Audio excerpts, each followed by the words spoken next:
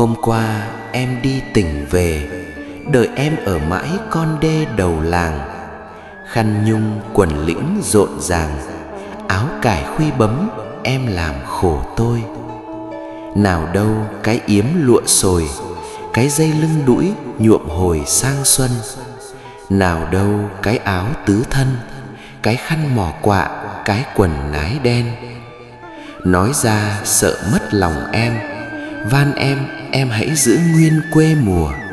Như hôm em đi lễ chùa, cứ ăn mặc thế cho vừa lòng anh. Hoa chanh nở giữa vườn chanh, thầy u mình với chúng mình chân quê. Hôm qua em đi tỉnh về, hương đồng gió nội bay đi ít nhiều.